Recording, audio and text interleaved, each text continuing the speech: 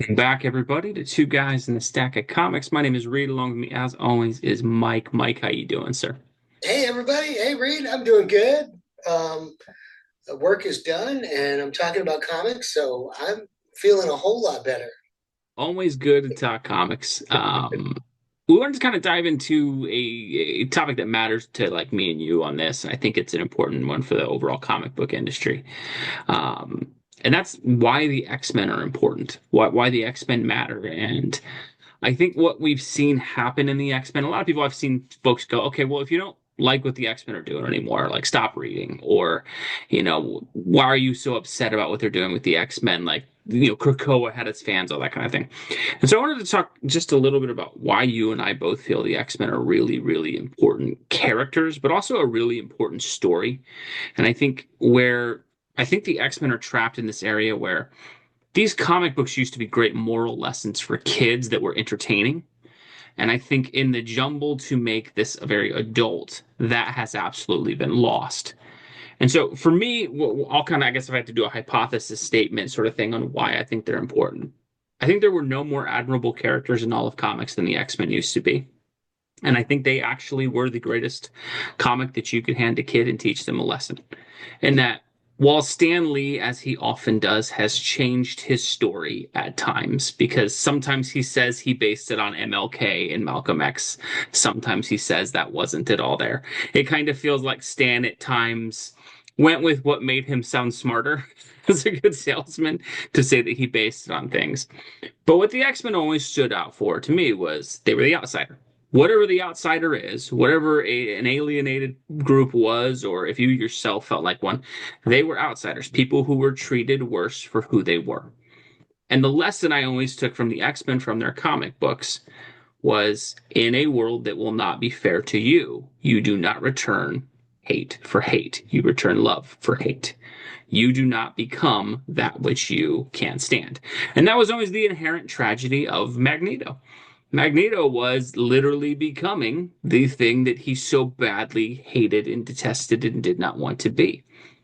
But over the last couple years, we've really taken the X-Men to this weird place where it's no longer saving a world that fears and hates them. It is, we're getting even. We're going to stop you. We'll be isolated.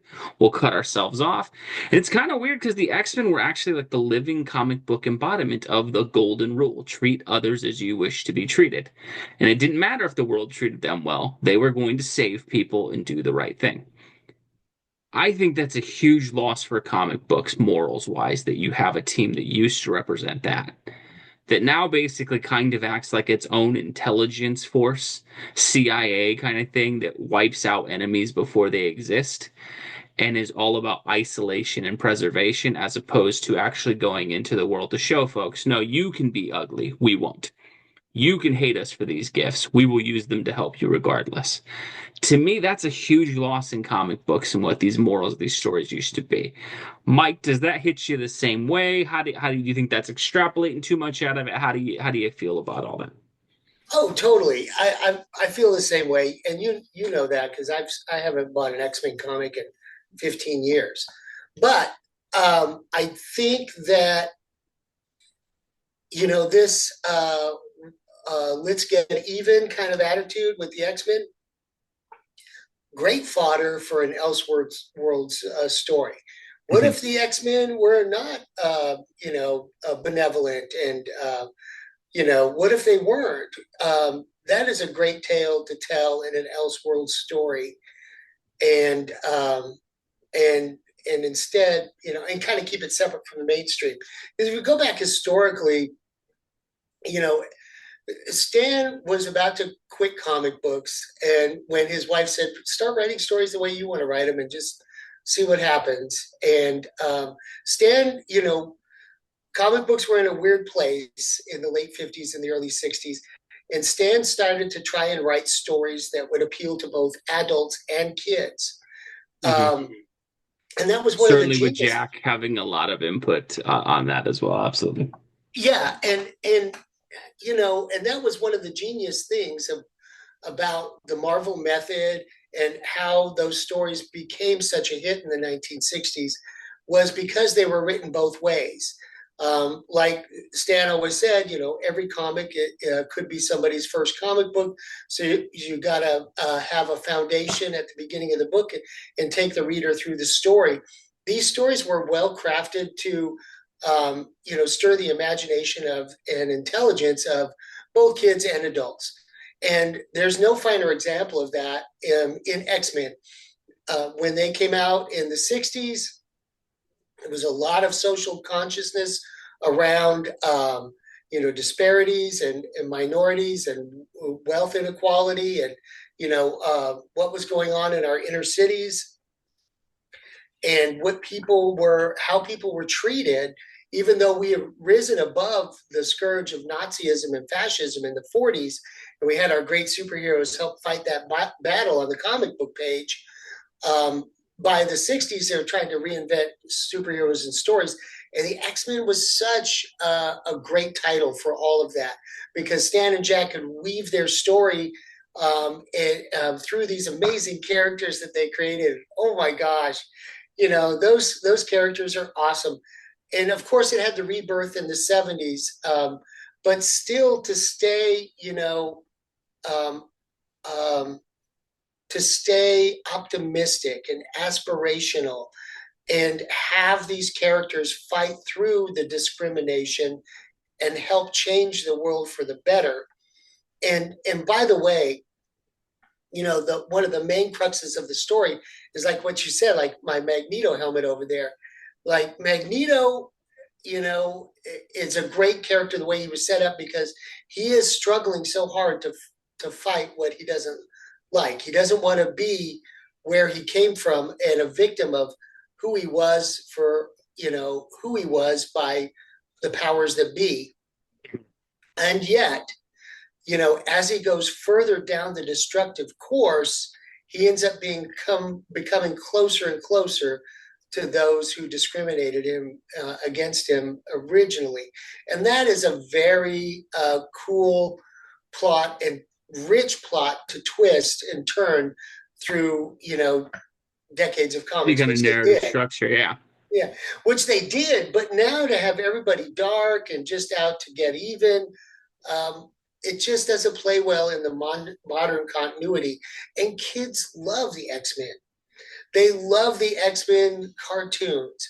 And, in the 90s, and in the 80s and in the mid 70s, teenagers and younger kids were gobbling up X-Men comics because they were designed the way they were to show a better way and be the herald for that better way.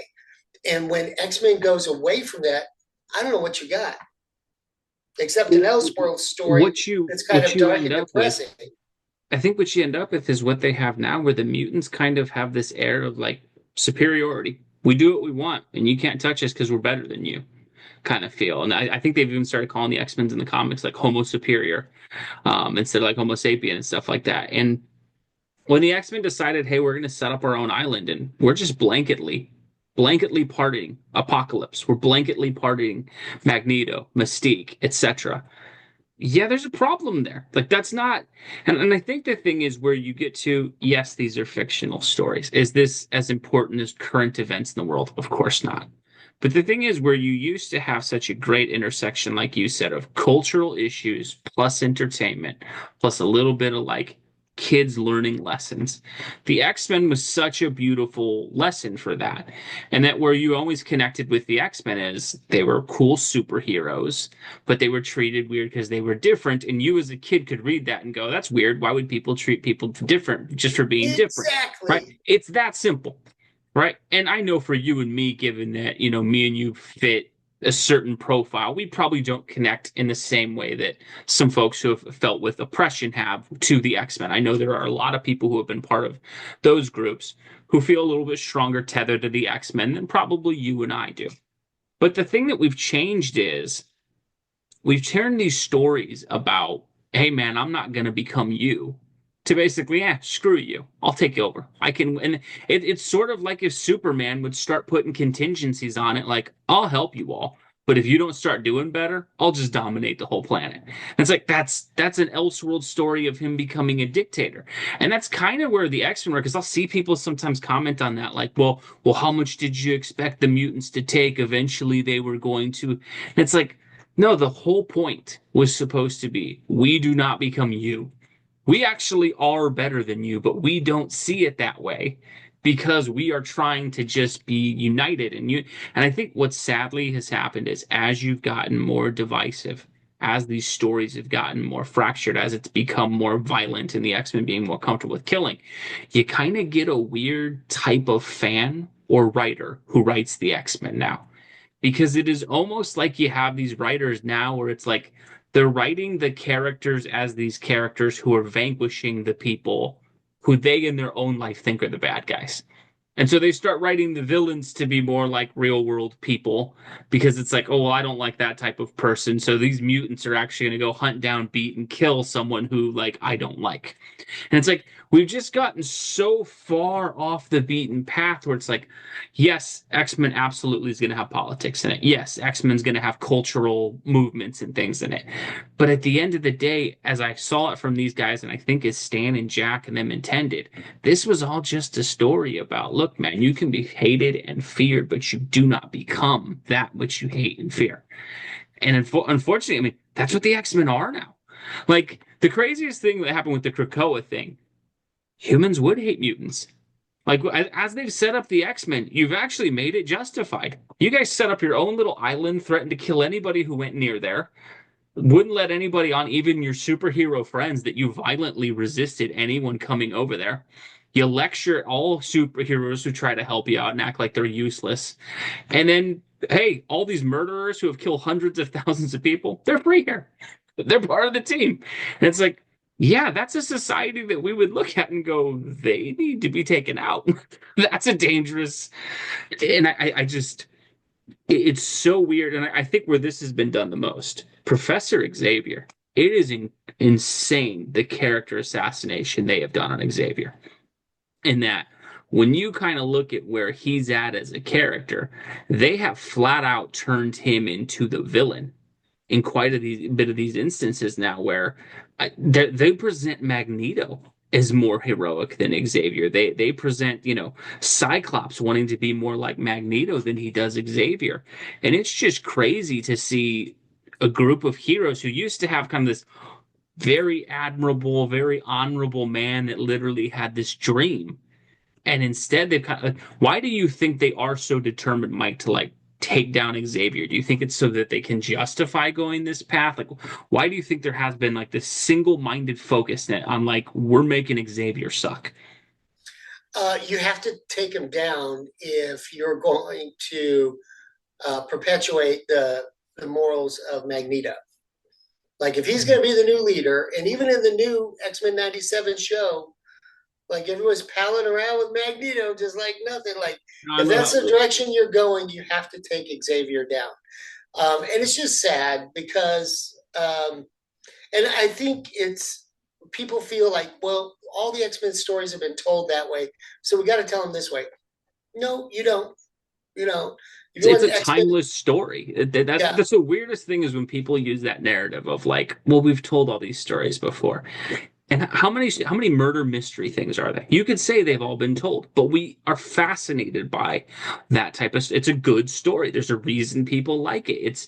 And I think that's the other thing I would say that X-Men has become is that I do think occasionally Chris Claremont, especially stuff like God Loves Man Kills, that very classic X-Men story. He was trying to do the very special episode, as you and I always kind of reference it, where, hey man, this is going to deal with some heavier stuff.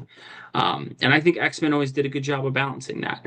But X-Men has gone so far away from being an entertaining comic to where it's a lecture every month. It's a lecture about you're not good enough. And it doesn't matter if you think you're actually the good guy. You aren't doing enough to help. And it's just that's not fun for anybody. And then it's I think the problem that we have now is in comic books, and this will probably tether into a little bit of stuff we won't get into too much, but the intersection of politics and comics is something that's always existed. But what's happened now is there is this air of moral superiority from people when they put their politics into comics, where it's like, it's not just, hey, I believe my point of view is right. It is now, if you don't agree with my point of view, you're literally the worst possible villain that there Yeah, and is. when And that's no fun for anybody to read.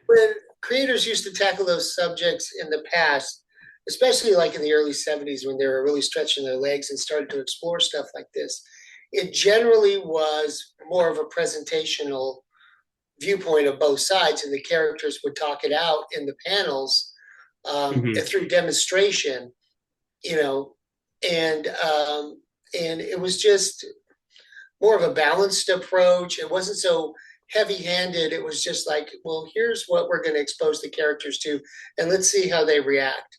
But X-Men was a title that was just cherry picked for that kind of situation, and it always did a wonderful job, in my opinion. Maybe not so much recently, but like I said, I don't know. I have not read an X-Men comic in 15 years, and until Reed tells me that this is a good one, I'm not going to buy another one. No, and I think it's just sad where it's at. And the greatest example of what I thought the X-Men was always such a cool story was Wolverine. Wolverine was he's my second favorite superhero character behind Batman. I always loved the fact that like meeting Charles Xavier was something that changed Wolverine. This kind of feral beat, but because of that man's dream, that man's goal, that man's mission, what he wanted them to do, you had this character who is literally fighting his nature 24/7 to try to be a better person. And that made him a fascinating character. That was that great moment in the Deadpool movie, the Deadpool and Wolverine movie, where he's confronting Cassandra Nova. He's like, every fiber of my being wants to kill you. I won't do it because that man wouldn't let me do it. And that was what was so great about the X-Men was it was Powerful stuff. teaching. It was teaching, and I thought it was a really cool thing of teaching younger readers and kids and even just adults. Sometimes we need reminders of that of, look, man, yes, the world is an ugly place. There is a lot of things going on that aren't great, and if you want to mire in that negativity and constantly focus on that, your brain's going to go some dark places. And so it is nice to have some stories every once in a while that are like, look, yes, all that stuff does exist, but you don't become like that. You don't become the reverse version of it and become the very thing. And now we kind of have where it's like, no, it's justified if you do. Like the continual like justification of Magneto. They're like, Magneto was right. I mean, it's a disgusting thing to see them proliferate in this because it just seems so far off base of what this was. And I think the other great point you brought up is we used to have more nuance in the way that we presented things. Right? You would have a character who was clearly right and a character who was clearly wrong, but they could have a debate on it where you could walk away and go, I understand the points the other side was making. They're wrong, but I understand what they were saying. We now have where it's like the writers almost take this moral superiority thing of here is the only position you can have. If you are not at this level, you're done.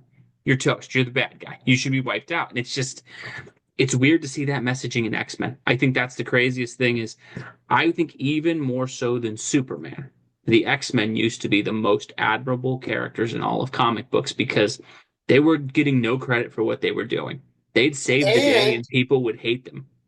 I continue to maintain, and I will continue to maintain, that if they chose to put the original team back together and do an aspirational original story, that comic, that series would sell out and it would be amazing.